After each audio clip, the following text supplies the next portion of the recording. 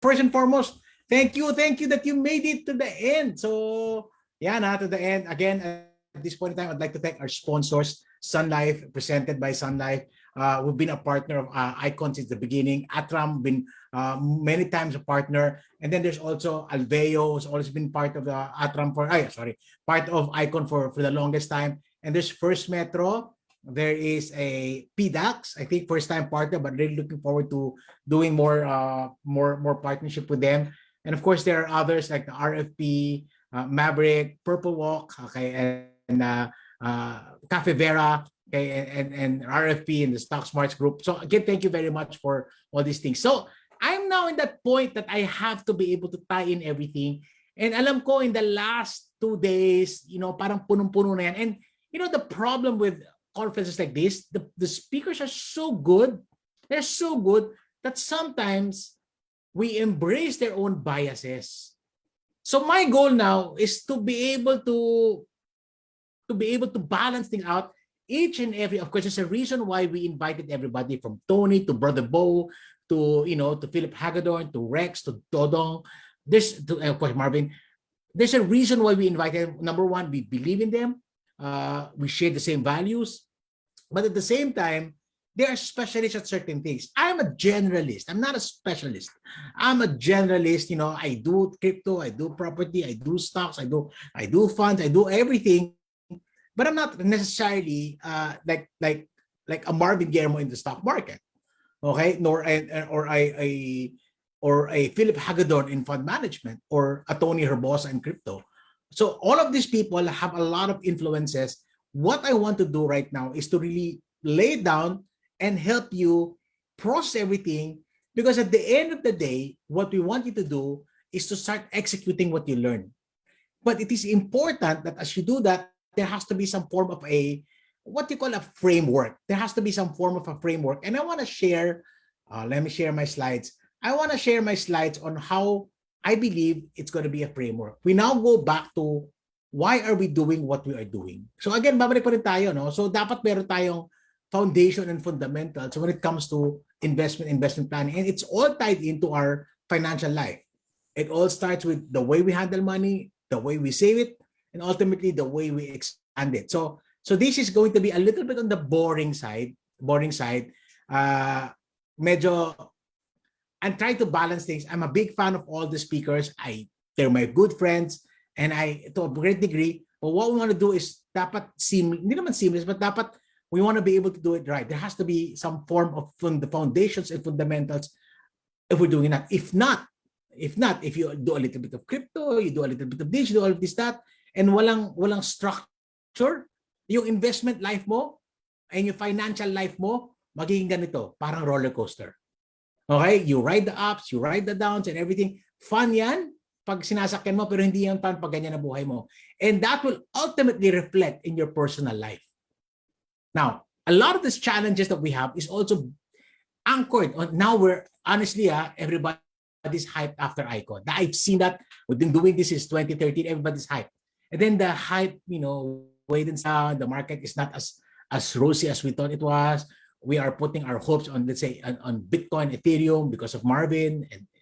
And then we realize that it's not growing. So then nawalan ka ng gana, then you stop investing, and then you start, and then everything rose up. So again, we should not do it that way. What we need to have is to have a game plan, a blueprint that we need to be able to do it. Now, why is it so hard to manage finances, start investing? Because in reality, money, finances, is really more behavioral than anything else. My good friend, Dr. Alvin Ang, one of our also mainstay speakers for Icon and my masterclass, sinabi niya, alam mo, money, Randell, is not mechanical. Money is behavioral.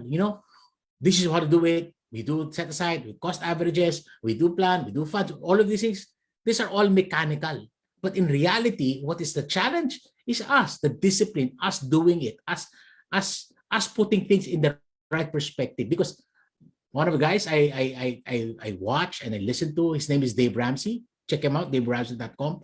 Sinabi niya, when it comes to money, it is 80% behavior and only 20% head knowledge. Icon has given you so much head knowledge, so much. 2 days, A lot of people saying sobrang sulit ng binayad nyo. Okay? Huwag na kayo humingi pa ng refund. De, joke lang. But it's not that eh. Well, that is very important. And of course, it's the reason why we're doing Icon. But the bigger chance and the biggest struggle that we will have is your behaviors. Are you going to execute? Are you gonna, pag sinabi long term, are you really wait long term? Eh, ano ang definition mo ng long term? Ba? Baka yung 3 months long term na para sa'yo. Just like what Andrew said. Some people are checking the performance of their fund on a daily basis. It doesn't work that way. Those are behavioral nuances that we need to put into check. So again, money is behavioral. It's not mechanical. Now, because of this, and here I am, the guy, the old guy, over 30 years of experience, and all this thing, let me tell you, is that not everybody will turn out to be like a Marvin or a Tony or a Rex, okay, or a Philip Hagedorn, or even Ramon King. Not everybody, okay? They're different. But many of us, despite the knowledge, we will realize that we forgot to execute, we forgot to do these things, we were not able to do this.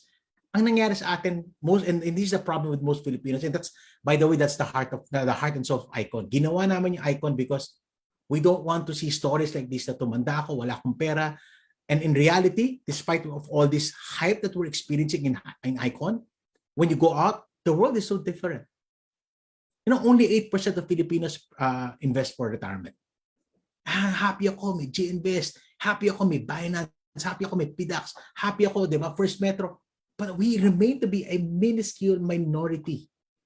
But the majority, what do? They forget. Or even if you attended Icon, it's not a guarantee that you're gonna have a good future. So, ganun pa rin maging problema natin. We're gonna still struggle. We're gonna struggle. Pag tanda natin, do we have enough money? What happens? Or are we gonna be part of that sandwich generation where we support our parents financially and we raise our children, and at the same time, we get old because of the difficulty, we don't have money, and then the children will now support us. So baka mag-cycle tayo. That is really the reason why guys like Marvin, Tony, me, Rex, Dodong, the reason why we're doing this, because we don't want to see that. We want to change the narrative of the Filipino story. But again, it is easier said than done. Diba? We have to get out of our comfort zone. Why am I so passionate about this? Why am I been doing this finance talk for the last, I don't know, I forgot. Why do I do so many? Why do I travel so much? I mean, pre-pandemic. Why do I do? In fact, right after Icon, there's a breakout, and after that, I have another session tonight. Why do I keep on doing it? Why do I torture myself? Because we want to change the Filipino story. I want my story. Pagdating na panahon, I don't want to, ako personally, hindi ako aasa sa mga anak ko. Pero ganoon pa rin nangyayari sa maraming tao despite being exposed to financial education. Di pa rin makaipon, di pa rin maka-invest. Okay? That's the story. What is the problem? Darating ang panahon na pag tumanda ka, what you have is not enough. Then, you're going to ask money from your children. Then you're going to be part of that Filipino story. And that's what I've been telling a lot of people. Do you know that it is not in God's heart for us to live like that? That's something that we need to be able to change. In fact, and everybody said, wala namang masama tumulong. Again, agree. Walang masama tumulong. Marami sa inyo tumutulong sa magulang nyo. Congratulations. If you're sharing, if you're giving money to your parents, even if it's challenging and you're doing it, congratulations, mabuhay kayo. Yung mga hindi bibigay, mga walang kwenta anak. Joke lang. Baka hindi makalangan eh. But that's the situation. That's the story. We need to begin to start to change these things because it is not, we're not supposed to be living that way. Even our culture tells us, okay lang yan, that's the way to do it. But culture is almost always wrong. We need to begin to change. Icon, we need to do this. But it has to be with a deeper reason. There should be deeper why. Why do I do what I'm doing? Why do I work? Why do I even do side hustles? Why do I endure listening to Marvin? I love listening to Marvin. But why? Because I want to be able to make a change.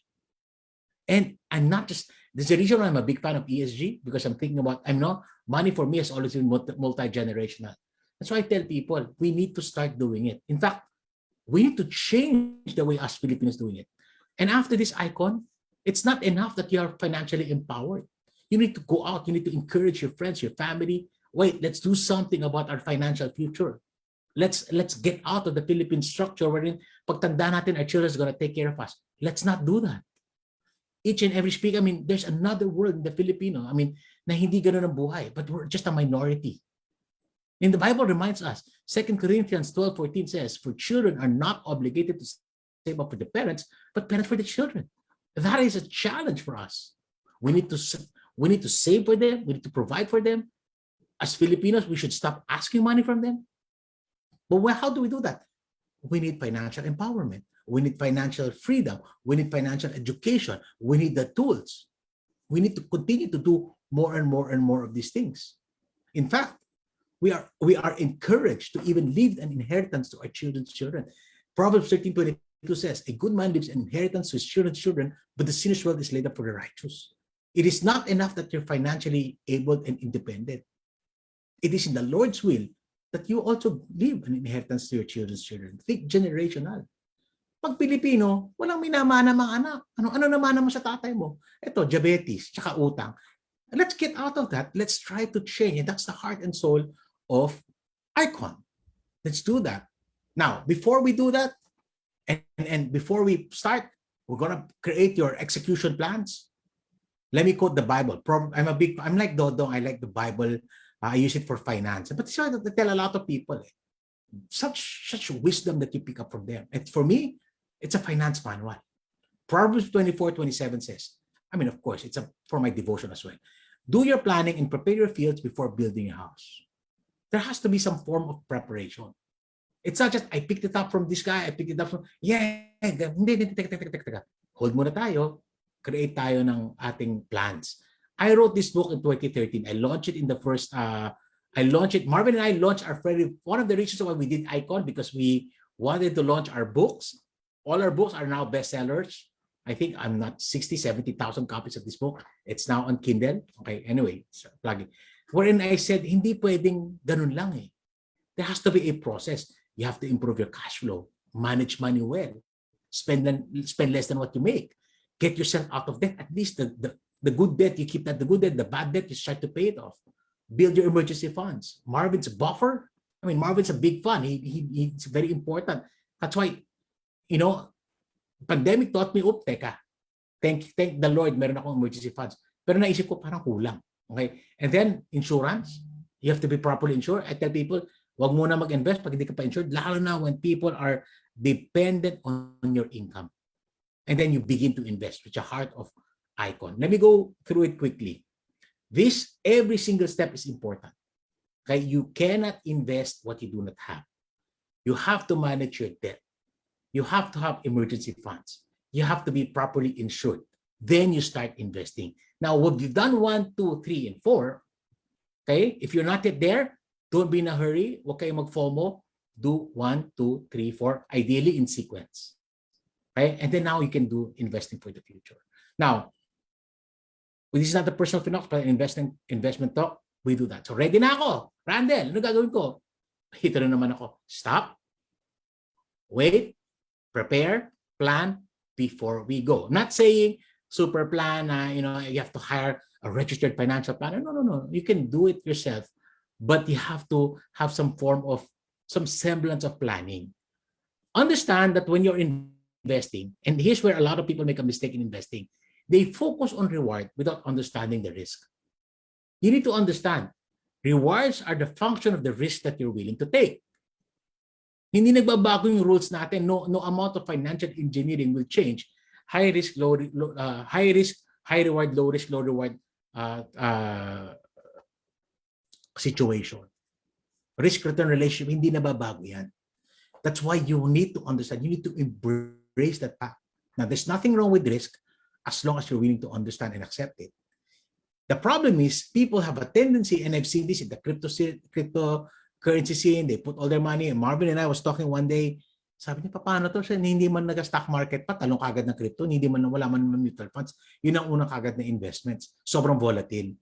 So again, these things, this is where our heart, we need to begin to teach people, to educate people about doing it the right way. Now, another factor that we have to consider, to a great degree, is that we need to understand that inflation is always going to be a big part of what we're doing. Okay, inflation inflation is going to be a big part of what we're doing. Okay? You cannot just, people exaggerate. One of my good friends, si Renzi, naiinis siya because in some advisors saying 12% increase in education. It's not.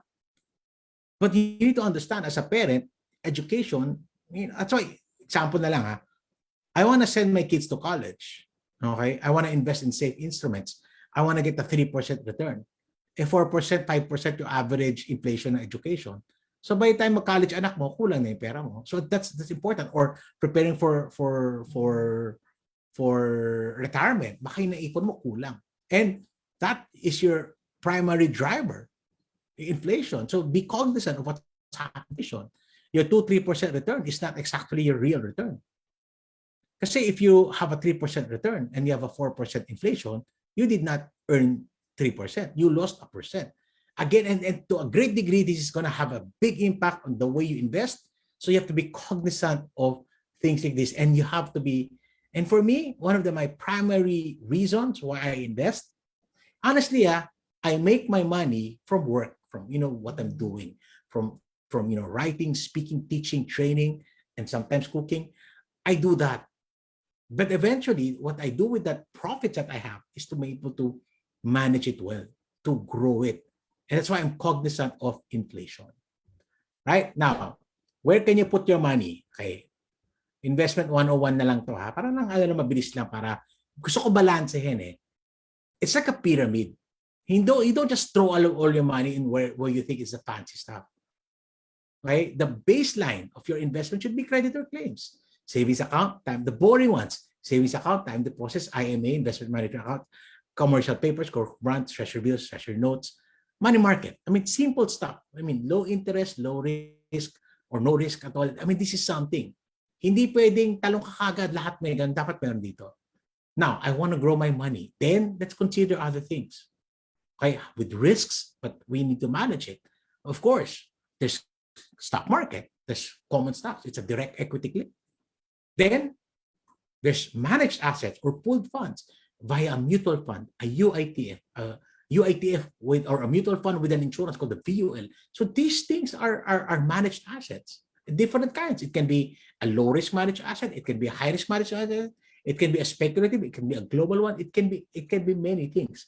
So these are things that you can consider. And then, after hearing David, after hearing Ramon, property, and Tony, property. I'm a big fan of real estate. It's part of something that you need to put. And of course, at the part of your pyramid of investing, okay, you might consider speculative ones. There's Forex, there's crypto, and there's other things. There's NFT, there's many things that you some of them I really don't understand. Okay? So again, you have to be able to build a base before you start. I mean, understand how these things work. People jump in, I mean, with all this talk about cryptocurrency, and yes, Marvin and I were fans, but a lot of people don't really truly understand the risk inherent. Okay, I remember when I was talking to Marvin some time ago, and I was asking, should I come into Bitcoin? And you know what? Something Marvin told me that really held me back, that it took me a while to jump into it. He said, Ninong, this is a high conviction investment. You have to be very, very convicted to even do this. So if you're not yet there, maybe as your inaanak, I say no. And I took that to heart. So again, very important that you know these things and you know it well. Now, three things that you need to set aside. Pick up everything you learn in Icon, set it aside, and let's build your baseline for planning. Three things to do before investing. Number one, you have to always know your goals. Marvin will always tell you, everybody will always tell you, ano ba yung goal mo? Bakit ka ba nag-i-invest? Okay? Is it for retirement? Are you preparing for your kids' education? Okay? Do you want to be able to go around the world in 5 years when things are opening? So whatever it is, you have to be able to define it. The more defined it is, the better. And then you need to set aside. Okay? This is my money. The biggest chunk of what I am investing for is retirement. Why do I put too much emphasis on retirement? I'm old. I'm in my 50s. Okay? Yes, I will still do talks, but maybe not as crazy as my schedule today. Okay? I'll tone down. but I need to be able to continuously maintain the quality of life that I want to have. So it's retirement. Okay, but not only am I preparing for retirement, I also want to be able to prepare and invest to leave a legacy to my children. So I need to do this. These are goals that I'm building on. Honestly, my mutual funds, my bonds, my property, this is for me and my wife. My cryptocurrencies, they're really for my children. Honestly. Diba? Eh pag nalugi yun, mana lang naman nila, wala lang sila ng mana. Ako, joke lang. And that's very important that we take a look at it. So again, your goals, be specific, understand, define it better. Then, time frames. Dito marami nagkakamali mga tao eh. They just jump into something without truly understanding. Any form, anything that has equity, anything that has, even if it's a mutual fund, anything that has a lacing on equities or stock, automatically, that makes it long-term. That makes it good quality stocks, they grow over time. Bo Sanchez said, it's time, not timing. Timing the market is more important than timing the market. It's about time. So, is it short-term? Your requirements, is it a short-term need? Then you have to understand that I need to choose products and services that will fit the short-term. And this is where a lot of Filipinos make a mistake. They use long-term instrument for short-term needs. Emergency funds, ilalagay sa stocks, ilalagay sa crypto. Emergency funds, nilagay mo dyan. Okay? So, hindi nagmamatch. Or, baliktad naman. Okay? Sobra naman conservative. Nagpe-prepare na retirement, ginagamit mo, savings, time deposit. Hindi naman mag-underperform yan talaga. So, there has to be some level of matching. Now, again, this is something that I really want to emphasize. Dapat tama yung understanding mo ng risk. You know, one of the things that more veteran investors consider when they invest before anything else, it's not the return. It's the risk. Whenever I go into something, the first thing, and I guess maybe it's my age, it's my experience, the first thing that I really consider is the risk. How risky is this endeavor? Whether it's a business, whether it's somebody's asking me to put up a joint venture or invest in a private equity, okay, which I've done, I look at the risk. Of course, I look at the potential, I look at the growth, but I also look at the risk. So dito na papasok eh. Money in a more speculative investments, dapat ready ka. Pag nilagay mo yan, I'm not saying forget about it, but to a great degree, set aside. Set aside. So you don't use money that you use on a daily basis, you don't put it there. That would put you in such a risk proposition. I've been married for 30 years. Okay. Every time, I tell my wife, yeah, we're investing here, yeah, it's growing. Yeah. Proud ano ako, proud husband, I've been taking care of our nest. Parang ganun. My wife will always tell me, but Dad, okay, are you covering enough liquidity? What about the risks there? Okay, she kinda parang put me back. Oh, okay. Yeah, I explained, too much. Again, it's important. Liquidity, the risk, and all these things. These are the things that you need to consider. Now, whenever you talk about risk, everybody talks about just tolerance. Yeah. Can you take it? Can you take it? That's tolerance. That's a preference. That's psychological in nature. But risks is three-pronged. There are other two components that you need to understand and that you need to accept. First, there has to be a requirement for that risk. Why take risk if there's no requirement, even if you're a risk taker? Baka hindi naman kailangan. But most of the time, when you truly understand your objectives, there is a need for you to do that. Example, education. I want to prepare for the college education of my kids. Now, after sending, nakapag-graduate na ako ng 2 anak, and isa papasok na kolehiyo, hindi po mura ang kolehiyo. Okay? Ang dami pang mga additional charges dyan. So, if I'm gonna start money and saving, I don't wanna 2%, 3%, okay na ako dyan. And I know that 5-6% would be the average, let's say, inflation for education. Okay, hindi. By the time that money, I used it, kulang yan. Now, even if my tolerance says no, but there is now a need. Okay, there's now a need. Okay? The need now kind of balances your tolerance. It's not just the need, also the next time is your capacity. If I put that money there, okay, can I leave it there? Would I need that money in 2 to 3 years? Hopefully, lumaki siya.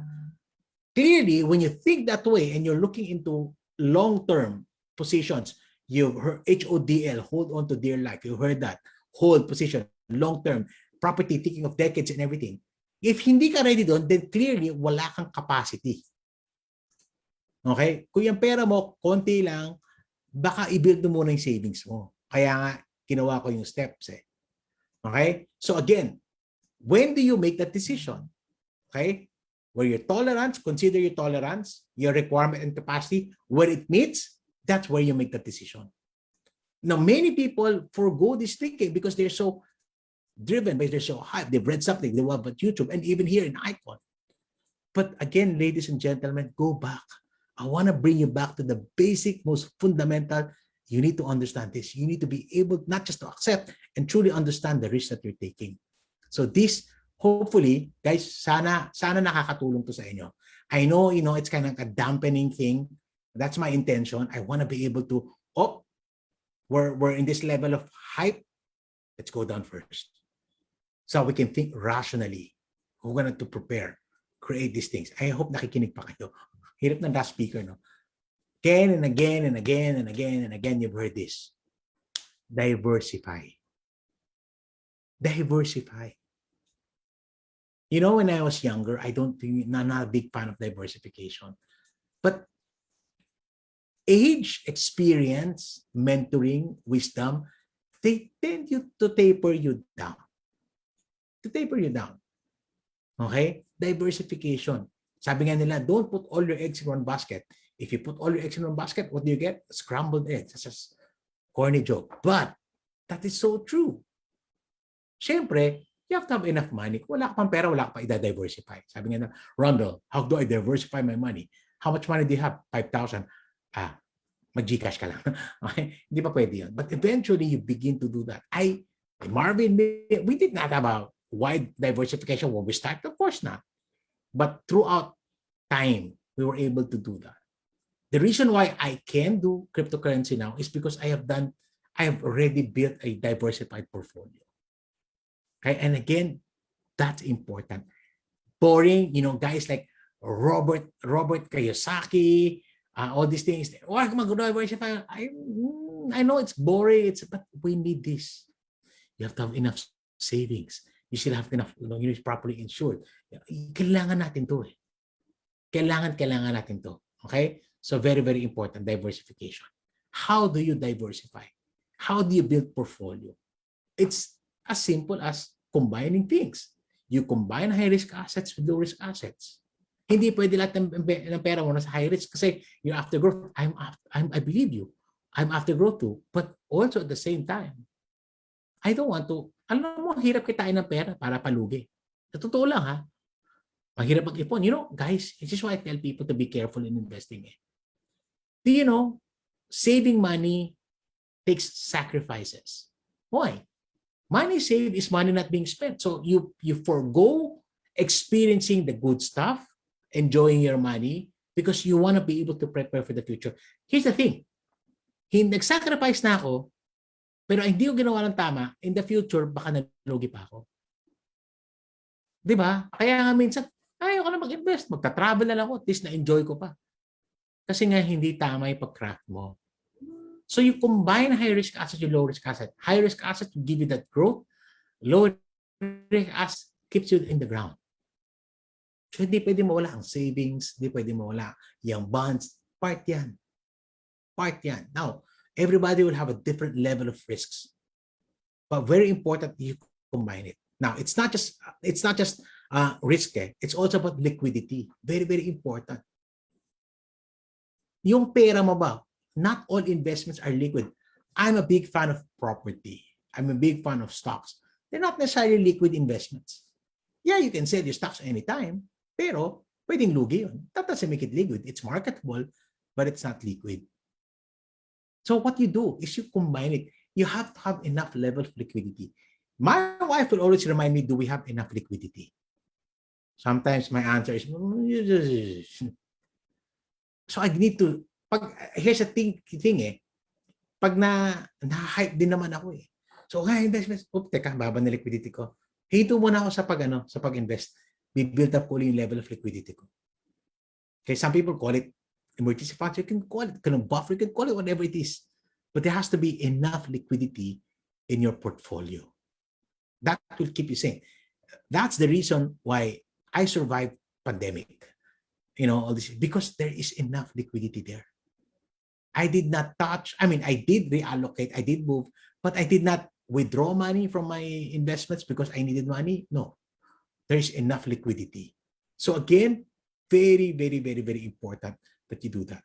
Now, how will diversification work? Let me give you more of a diagram. Okay, I have 1 million pesos. I'm gonna invest it at 4%. In 20 years, it's gonna be 2.191. Now, well and good. It's safe. It's it's a good. Maybe it's a bond or whatever. But what if inflation is beyond 4% in all these years? Average. So maybe some years you earn, some years you don't. So diversification comes in to help you also combat and at least kahit paano give you better yield. Now this is a sensitivity analysis, but just hear me out. I'm going to spread my investment into five forms, 5 types. Iba-iba. Okay? Iba-ibang asset classes. Okay? Asset classes.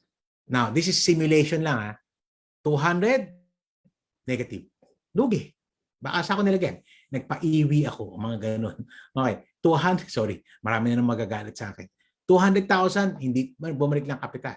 200, kumita ng 4, 200, kumita ng 8, 200, kumita ng 12. At the end of it, despite of you losing some and earning some, I have 3.5 against 2.2. So again, that kind of paano, it helps me to do that. I lost money. When you are investing, this is how you should, this is how I recommend you to think about from a portfolio perspective. In your investments, may laggard, may mauuna. Okay? Certain point in time, my equities were really doing bad. My property were doing well. Then nag-shift yan. Okay, nag-shift din yan. Moving forward, I'm bullish with property moving forward next year or so. So you want to be able to position. That's gonna grow. But in time, mag-average out yung return yan. Ito problema natin mga Pilipino. We always look at it individually. Whereas we're supposed to look at it from a portfolio perspective, collectively. At the end of the day, basta yung pera ko kumita as a whole, some more than the others, I'm fine with it. I'm fine even some of them losing. That's why you do that. So this is a good guide. Maybe 20% in highly speculative that when you lose it, the others can carry it. Okay? So again, I sorry, hindi ako hype, but again, I want to be able to bring you back to the most basic things. Otherwise, magugulo kayo. Now, create your plans. Go back to your goals. What are your goals?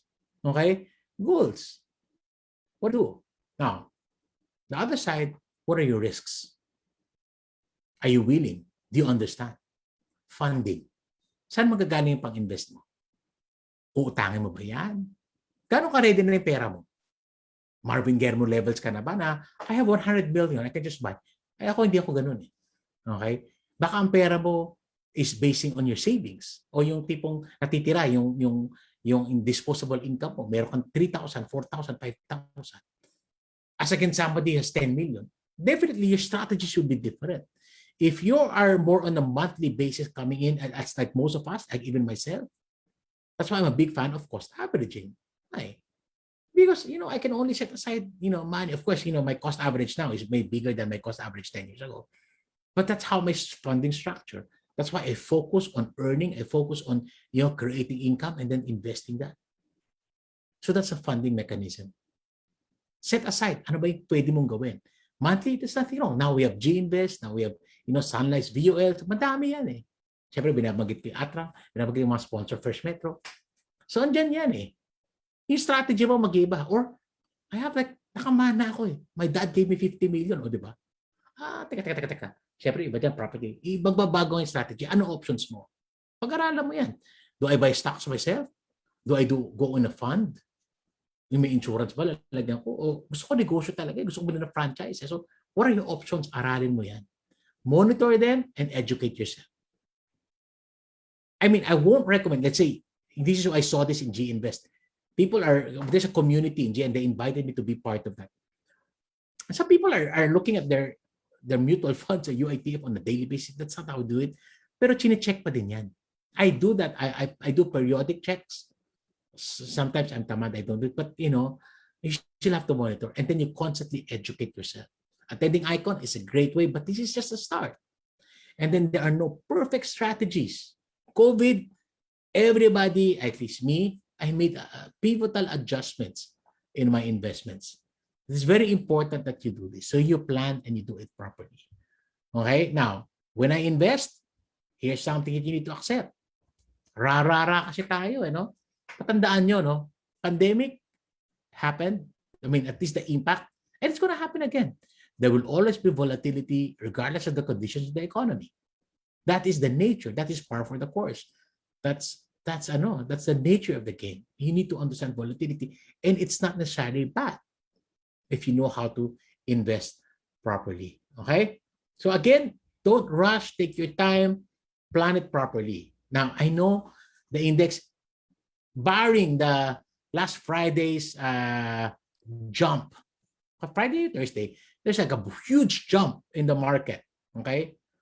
I think as we were doing Icon, there's a huge jump. Okay? But you cannot ignore the fact that it's in a downtrend. So a lot of people are losing heart. I mean, I bought at 6,000. Akala ko maket na. And then bumaba na naman and stuff like this. Maket na, bumaba na. And a lot of people are really complaining about these things because they look at it from that perspective. Same way with Bitcoin. Okay?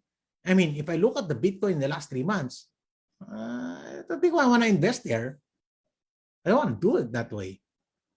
So when you're faced with instruments like this, what do you do? Will you be faced? No. You go back. You go back to your fundamentals. You go back to your foundations. You go back to your objectives. Why are you investing? Why am I with numbers like this, with these things and these things? Why am I buying? Of course, in a way, I'm an opportunistic investor, but at the same time, more than that opportunistic investor is that I understand that I'm investing for my objectives. So, and you see this time and time and again, it's confusing a lot of people. Don't buy when it's a downtrend. And yeah, I agree to a certain degree. You'll catch a falling knife, pero ano ba perspective mo? Why am I doing cost averaging even if the market is not good? And there's a reason for that. Number one, I never time the market. Okay? I don't time the market. Number two, I invest functionally. Why am I a big fan of cost averaging? It's not because it's the best strategy, but for me, it's a functional one. It's behavioral. If I don't invest, what do I do with the money? I probably end up spending it. So again, that's me, and that's not everybody. So yes, you have to have a caution on all these things. But remember, I work with fund managers. I mean, they're really brilliant, smart people. And yung tendency natin, investing in funds and everything, you tend to manage fund managers. They don't work that way. Okay? Sometimes sitting, waiting is actually a good thing. Or just go ahead, even if it's going down, if it's according to my convictions, I would say I was buying Bitcoin and stocks when it was going down. Did I make a mistake? I don't know yet. Hopefully it recovers. If it doesn't, that's something I need to live by. But here's the thing, and Bo touched this. Sometimes we put too much emphasis on timing the market. Too much. Again, I'm not saying it's not good. I'm not saying you shouldn't do it. But sometimes we put too much timing, okay? And there's no perfect analysis regardless of what method you're using, whether you're using the candlestick, MACD, Elliott wave. They're not foolproof. I heard this from Rex. Sabi niya, sometimes it's not the risk that I invested went down. Sometimes the bigger risk is the market went up and I'm not there. Okay? So again, to a great degree, consider that. But to a great degree also, medyo hindi siya ganun kadali. I mean, buy low, sell high. That's the mantra of a lot of traders. And it works for some people. But the problem is, it doesn't work for many people. Majority of people will not make money there. People, ordinary people like me. Of course, you have exceptions. You have the Marvin Guillermos, the Tony Herbosas, the Ken. Okay? But I've long accepted that I will never be like Marvin. Number one, okay, I like to sleep. I know I don't like to make puyat all the time. Number two, there are more important things for me to do than look at the market. I'm this eh. Okay, so if you're like me, maybe study, yes, but don't overstudy. Don't analysis paralysis. Ano tawag ni ano? Marami kasi sabi ni Tony, ADHD traders. So again, don't do that. William Sharp, a Nobel laureate, says, a market timer, okay, must be correct 74% of the time to outperform a passive portfolio at a comparable level of risk. Okay? Kailangan sobrang galing niya mag-timing. That now is a challenge. Successful market timing requires two components, being in at the right time and out at the right time. Right? That's why I'm not a big fan of this, because I don't even sell. I just come in and I just forget about it. I'm a very passive investor. Now, if you are a passive investor, maybe you should consider. Now, if you do the homework, you do technical analysis, fundamental, then grabe, just go ahead and do it. I mean, props to you. Okay, I'm happy for you, but to the general public, I'm very careful in making advices, because I have to look at the regular people. Regular people, it's better for them to just sit it out. People like me, my son-in-laws, my assistant, I tell them to just relaxan tayo. Because we're not gonna do I work with fund managers, but I'm not gonna do what they're gonna do. Okay? I like to do other things. So the sexual market, that is, for me, it's a dangerous. Can you make money? Of course you can make money. But to a certain degree, there are still limitations. Why? If you miss either move, you'll underperform a simple buy and hold strategy. And this is what makes market timing, maybe I have to rephrase this, not nearly impossible, but quite difficult. Quite difficult. Now, do you want to make your lives difficult? Now, if you do, go ahead. Me, I don't want. I want to simple things. That's why I go back to my time and honored way of managing finances, investing. I think long term, and I'm always reminded by my objectives. Why am I doing it to begin with? Reminds me, retirement. I'm 54.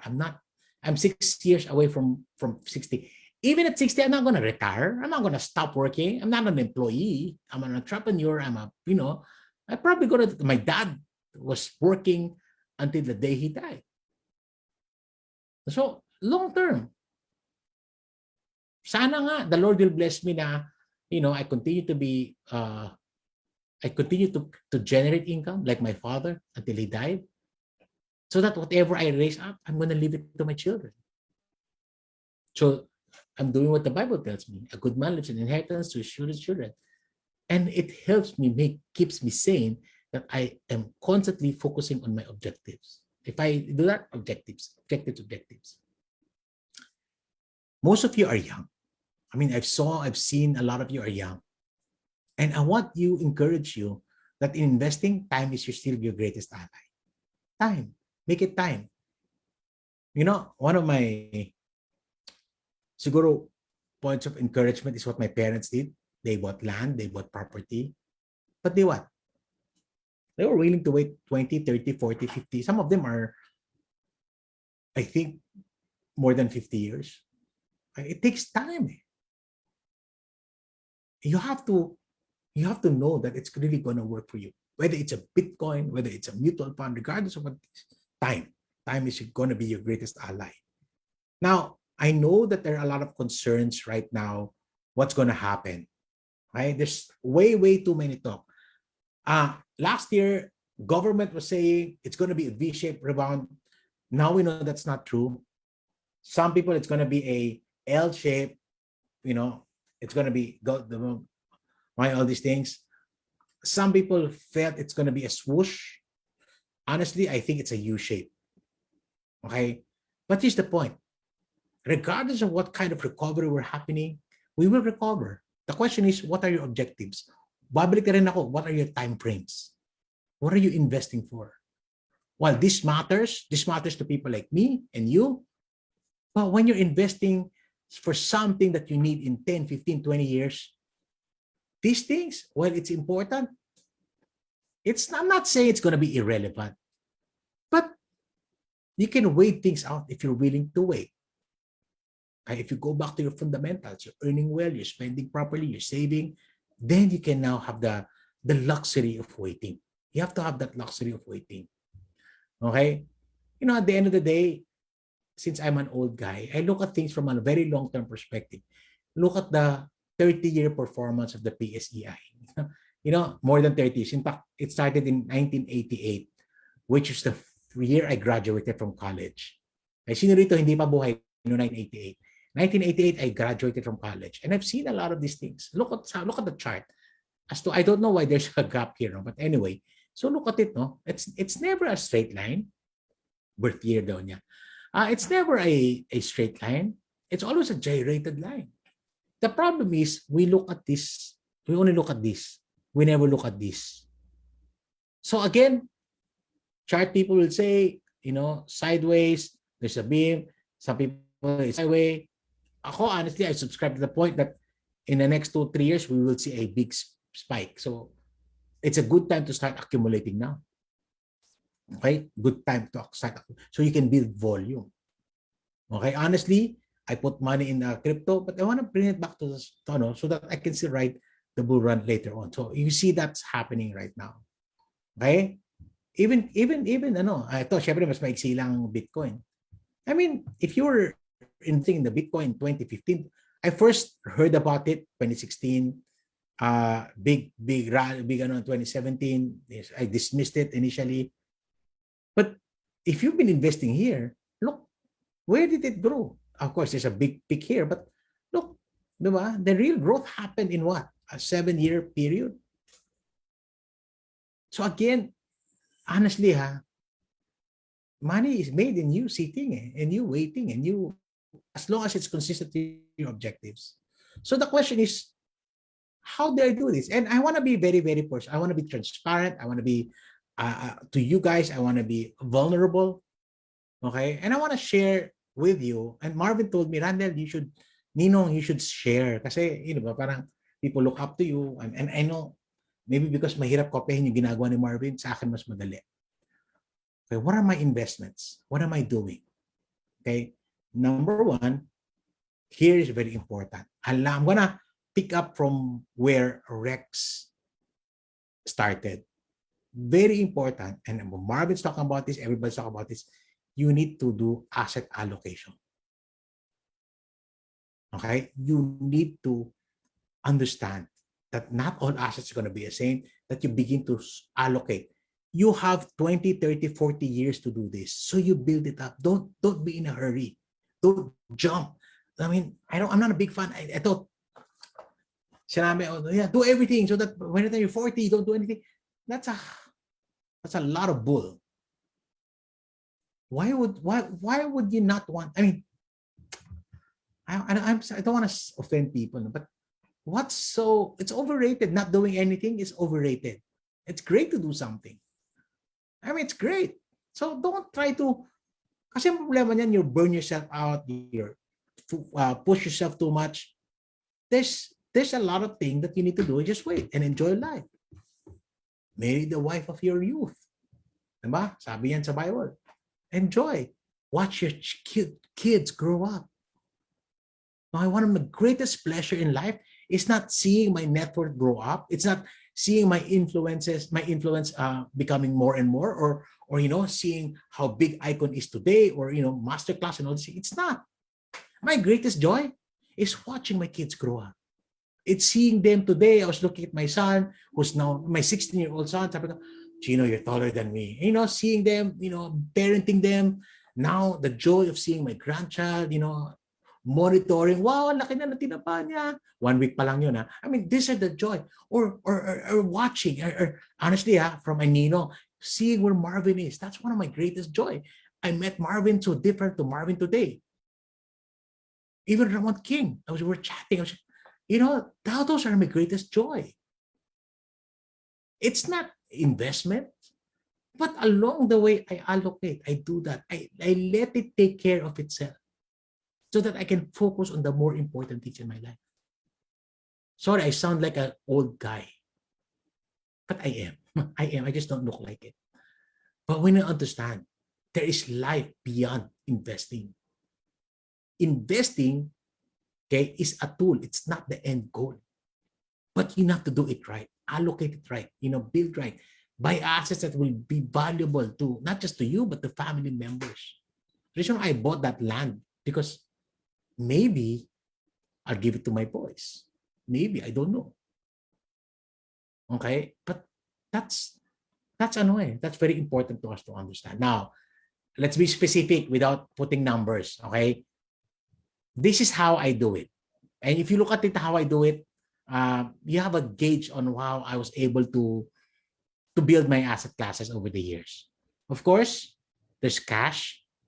I still do banks, but I'm a big fan of digital banks also. I love CIMB, AING, convenient, and they good. And sayang naman yung interest.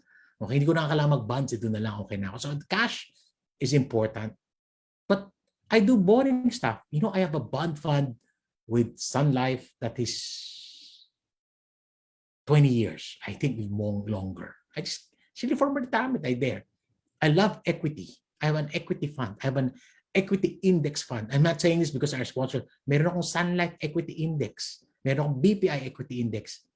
Meron akong Alpha Opportunity ng Atram. Love ko yan. Okay? Meron akong ganun. I not great amounts. I mean, enough. And I even do the boring, auto debit to a BDO equity. I still do that. I still, stuff like that on a regular basis. Build it up, have volume. Okay, I also have VUL. Why? Of course, I have term and I have VUL. I have insurances. Okay, okay, so I want to try it also.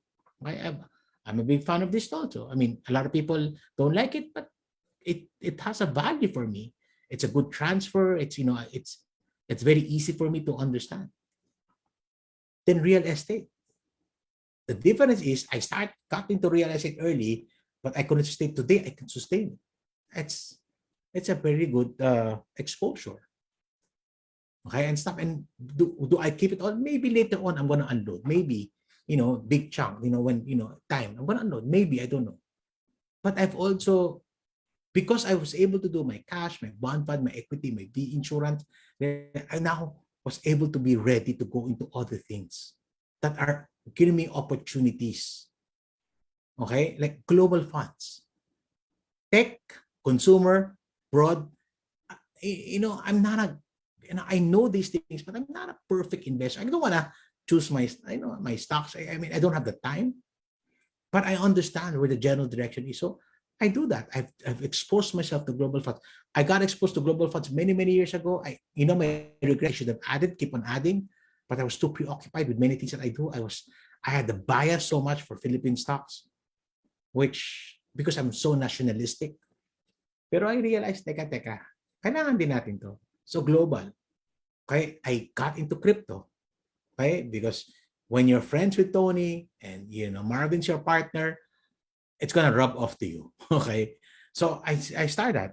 Now, imagine na lang kayo kung ano yung distribution nito. I don't want to naman tell you how much I distribute. But these are the things that I have. Very, para lang open Cash, I love BDO BPI, okay, CIMB, Bond Fund, Sun Life, Equity Fund, Atram, Atram, Sun Life. I have that. VUL, Sun Life, Real Estate, different places. Ayala Land being one of them. Global Funds, Atram, and then I have one with my friend Jess Uy, all the way in Singapore. Crypto, ano laman ng crypto ko? ADA, ETH, BTC, VET, Link, PNB, Pancake, and then mga maliit-liit na, I was doing it, my ex-burger, mga ganun-ganun na sumasakit ang ulo ko. What was that? Kate Coins. I was talking to, wala kang cake ko. Sabi niya, Dad, sabi nung sa nila ko, meron ka, bumili tayo $200. Sabi ko, mas alam mo pa yung portfolio ko sa akin. So, yan. And then, of course, there's also private equity in some business interest. No? Purple Walk, in-announce, business interest, it's a collaboration, private equity. I've invested in, I think it's going to be an investment, kasama ko din si Marvin. It's going to be global changes and sabi, if you want, I sound like we can talk. Okay, are you talking to me now? Anyway, so those are the things that are all important for us. Okay, so that's how I do it. Now, as I end, I want to tell you what my personal strategy, my rules. Ano bang rules ko? I have a 2-rule wealth strategy. Right? Sobrang simple. Number 1, work hard and diligently.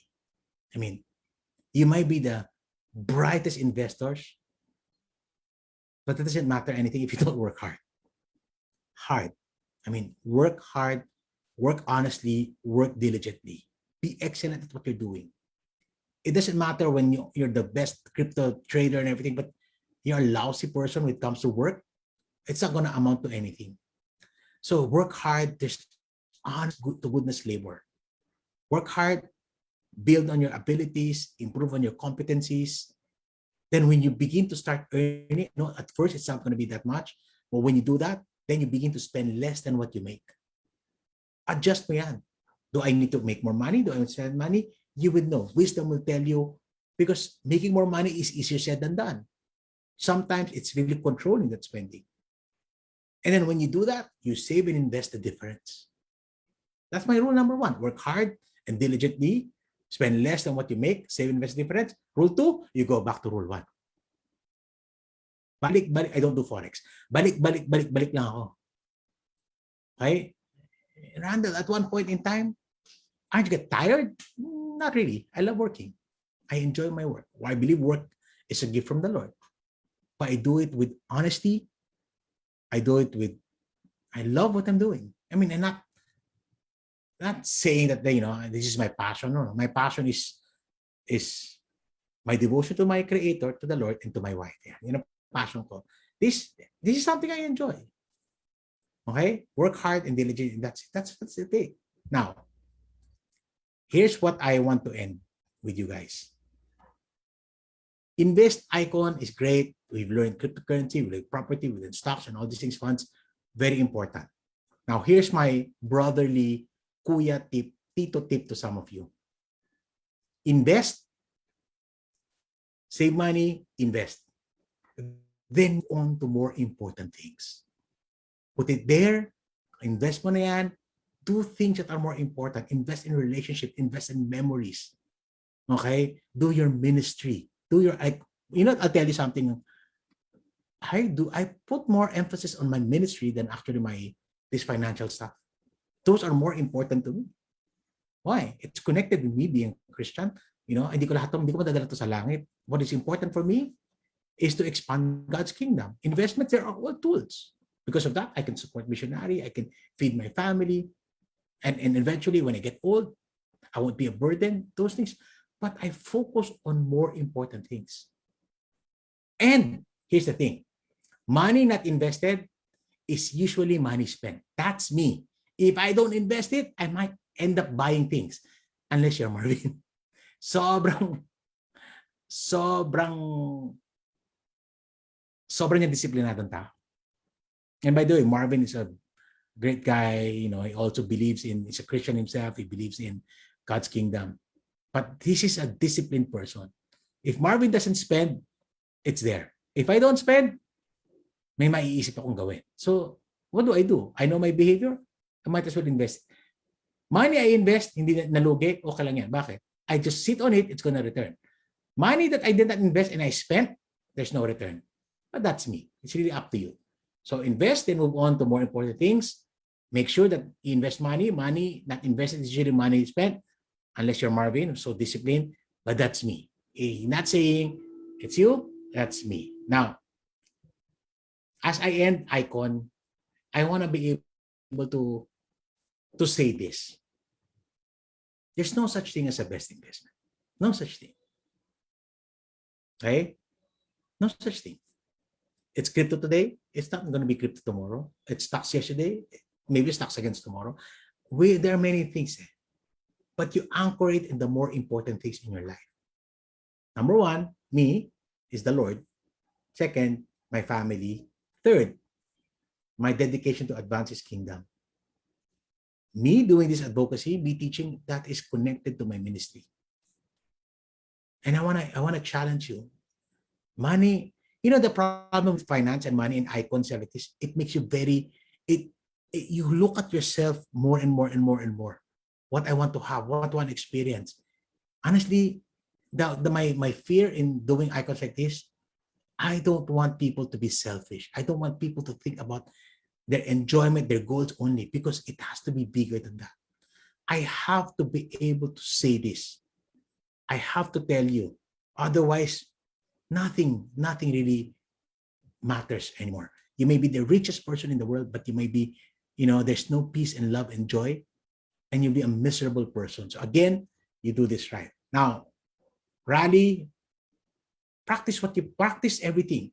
Start early, but do it wisely and do it regularly. Invest early, invest wisely, invest regularly. Just some reminders, no? Para lang wag makalimutan ng tao. Okay? Never invest in something you do not understand. That's why there's icon. We've been telling you, we've been teaching you. Take time, take the effort to study all these things. Practice due diligence. I have taken my part against going against scam. 2 years ago, Sun Life took me to the most ravaged scam areas. Grabe, Jensen, Tagum. I had to do a roadshow. I was afraid that people were so angry at me. Kappa, Im Goldex sued me before. Paiwi, tinira ako sa YouTube nila. You can avoid those things by doing due diligence. Practice well. Okay? Risk, sabi nga ni Tito Warren, risk comes from not knowing what you're doing. So you learn. Icon, that's our heart for icon. Now, golden wisdom, what the Bible says. Huwag magmamadali. Proverbs 13:11 reminds us, wealth from get-rich-quick schemes quickly disappears, but wealth from hard work goes over time. There's value in honest to goodness work. That's why I love Dodo. Right? I love Rex. Hindi kami nagmamadali. I love Marvin. Hindi siya nagmamadali. Well, sometimes. Okay, joke lang. Okay, even this. Tingnan mo to.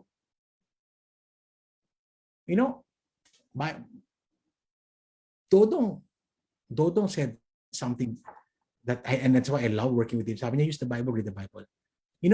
When you look at the Bible, it's gonna teach you many things. Look, Ecclesiastes 11:2 says, "But divide your investments among many places, for you do not know what is malayan."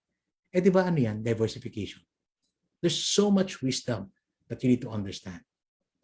As I end, I want to rally you. Do something that your future self will thank you. Because I believe the future you will either thank or curse the younger you. My prayer is, after this icon, it's the first one. Okay? Let's continue to evolve. 2013, I used this slide. 2021, I went back and used this slide. This is the heart and core why Icon was birthed, why I do money talks, why I do masterclass, why I do all this. I want to be able to be to be a catalyst, whatever it is. No credit or anything, but catalyst. Let's grow. Let's change Filipino lives. Let's take them from being spenders to make them savers, and ultimately to be investors and even entrepreneurs. And that belief can happen in this lifetime. Now, as I end, no? People tell me, ano ba talaga ang secret? Okay? You want to know? Okay? Later I'll talk to you about how to record. You want the real secret? Okay? Ito, Proverbs 6:6 to 6:8. Says here, go to the ant, O sluggard, consider her ways and be wise. Without having any chief officer or ruler, she prepares her bread in summer and gathers her food in harvest. Bakit langgam? Langgam masipag. Nakakita na ba kayo langgam na tamad? Wala, di ba? Pero ang langgam hindi lang masipag, ang langgam masino. That is where the secret is. And with that, you apply the knowledge that you've taken from Icon, watch Marvin's YouTube, watch Dodong's YouTube, check out Rampver, watch Atram, watch Sun Life videos, Sun Life. Lahat yan importante, but it has to start from the right seed. You do it right. All right? End of the day, money is a deeper purpose. And this is what drives me. Matthew 6:33. First, and this is me sharing with you, okay? Seek first his kingdom and his righteousness, and everything else will be given to you. Do I do a lot of effort to be, honestly, and dito medyo iba ako. Hindi ko naman goal na yumaman eh. Anong goal ko? Ang goal ko, maging faithful. Ang goal ko, magamit ng Panginoon dun sa para gusto niyang gawin. Everything else are just tools. Now, because of that, okay, because of God's faithfulness, not mine, I don't even worry about the future. There are no resources in recession in God's economy. In times of disaster, you will not wither. In the days of famine, I still enjoy plenty. That's what happened to me in the pandemic. But I practice these things. I live it out. Okay? It's not enough that I know the gospel of Christ. I need to live the gospel of Christ. I need to make sure that my money works for me. Not so that I accumulate. Money has no value in the eternal world. Nothing. Ang pera mo, hindi mo madadala sa langit. Pag nadala mo sa langit yan, hindi ka sa langit napunta. Pero you can send it ahead of you. You can use that. You can be a blessing to other people.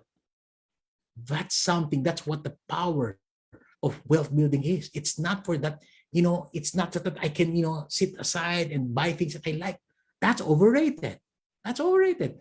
What is important is use that for things that are more important. And that's beyond you. That is beyond you. That is something that can move forward. Wealth, tandaan niyo to ha, wealth and the ability to create wealth, it comes from the Lord. Read Deuteronomy. But it is not for our own purposes, but for His. If you're gonna miss this out, okay, you will, I don't know. I just want to tell you that whatever it is that you do, God's purpose prevails, even with your money. You want to be, and do not forget that, right? Do not forget that. Bakit? Let me end with this. Let me end Icon with this. Everything that we have, everything that we do, it's not ours, it's the Lord's. Since it's the Lord, it is His purposes that prevails, not ours. Deuteronomy 10:14 reminds us, behold, to the Lord your God belong heaven and the heaven of heavens, the earth with all that in it. I don't own it. I'm just a steward. I'm just a steward. I don't own anything. So when the Lord says, give it away, I need to do that. But how do I do that? Build my relationship with Christ, make Him my Lord and Savior. Read His word, okay? Allow myself to be discipled. These are more important than investing. Investing are just tools. Money are just tools. They're not the end goal. The end goal is your relationship with our Creator. Now, that's where I want to leave my mark. I wrote some books. You can check my Facebook. Now, meron din ako No Nonsense Personal Finance Facebook page, so you can also join that. And kung meron mga naligaw na financial advisors dito at hindi pa kayo nakaka-attend, okay? Part of what I do is I teach people to teach people. So if you are a financial advisor or you plan to be one or you into the finance world or investment something, I run a masterclass, 10 sessions, life-changing. After the masterclass, you can be an AFP. I saw some of my students here who are here. Thank you. Nagbago ba buhay sa masterclass? Magbabago buhay sa masterclass. And some of the rosters you've seen here, they're there. But we have Dr. Alvin Ang, Val Baguios, Strengths Coach. Of course, my idol, Marvin Guillermo, is there. Rex Mendoza is there. The Bright Millennials, Garrett and Ann Morales, they're there. What do? We teach you behavioral finance. We teach you Strengths Finder. We teach you investments. Marvin does stock market and crypto there. We teach you macroeconomics. Okay. There's insurance planning. There's digital presentation skills. Personal branding, we teach that. Social media marketing, to sila Garrett. If you're the finance people and mga MDRTN and everything, and they do share everything they do, and then Rex teaches you how to build a successful financial advisory business. There are 2 sessions, bonus sessions, not announced, but bonus sessions. One of them is Dodong Kakanando. Okay, yan yung point ko. So if you're a financial advisor or you want to be one, check this out. Look at the QR code or check my Facebook page. It's there. Okay, so it's there. So the time is 7 to 9 MWF, gabi yan. And there are access to recording. Now, for those of you wondering, you will be invited. We'll email you. Actually, we've been putting the links here. You need to join the Facebook group because we will upload. Pahingayin nyo lang kami ngayon, pagod kami. By Monday, we'll begin to upload all the videos that we use in bites kasi hindi natin pwede i-video lahat. We're gonna put all of these things. Isa-isa namin nalagay doon. So be patient with us, but you can watch those videos of Icon, which will be good for 1 month. After 1 month, we will take it down. Kasi we don't want to do that. Okay? So masterclass, if you're a financial advisor, here's my promo. The early bird already ended. But if you are from Icon 2021, I will still extend the early bird. By the way, the regular rate is only 5,000. 10 session yan ha. The special rate is 3,500. It's already ended. Now, if you're really serious, I will extend this early bird to you until Monday. In your registration, my assistants here, lagay nyo lang Icon 2021 attendee. And then we will accept your 3,500. So it's only 3,500. With that, okay, David's slides will be uploaded in the Facebook page. With that, okay, again, Marvin, can you come in? Can you please come in before we formally close this? Can I call my good friend, Marvin? Hey, Marvin. So, Marvin, it's been a tiring 2 days for us. Hindi pa tayo nagtatapos. We still have a bonus session for those who enrolled for it. So again, I want to thank you, Marvin, for doing this. Thank you, Marvin, for pushing me to do this. And the times that I felt like I'm not qualified or can't do this, you were there. You were really pushing me and making me collect to do Icon. And, you know, Icon will not be Icon without this guy. So, Marvin, your parting words for everybody. Wow. Kala ko nga close. I didn't know. I wasn't expecting a closing word. Then I will close it now. Na-shock ako dun sa slide mo na unless you're Marvin, but not you know, I need to do that, right? Not financial advice, but I hope that whatever's talked about here is something that allows you to execute and actually invest. There's a lot of information here, but if it's not used, sayang naman. So whatever it is, real estate, David laid out saan papunta. Ramon said different aspects of where are good areas to invest in. Then we talked, there's a lot of topics on cryptos, there's a lot of topics on entrepreneurship, there's a lot of topics on stocks, there's a lot of topics on funds in general. So all of those are amazing. All of those are things that you could use. I have all of them, but find something that works for you and then deploy as much capital there so that hopefully someday we can all be like Randell Tiongson, 38 condo units, guys. So yun lang. I hope you guys learned a lot and then see you all next year. All right, thank you, Marvin. So in behalf of the organizers, shout out to those quietly working. We have Neil, we have Joel, we have Mike, Garrett and Ann who did our materials. So thank you to all the speakers, to all our sponsors, Sun Life, Atram, First Metro, Alveo, PDAX, Purple Walk, Maverick, Airspeed, Stock Smarts, and RFP. Thank you so much. We love you. We thank you for doing this. And to all of you attended, grabe. Thank you for staying. You have the benefit now of rewatching some of this. Maybe not the asara namin ni Marvin. Maybe we'll not upload that. But with that, please support us for Icon 2022. Share your learning. Join the Sun Life's promo to share the learning. Use your social media. Spread word. And with that, okay, God bless you and hope to see you soon.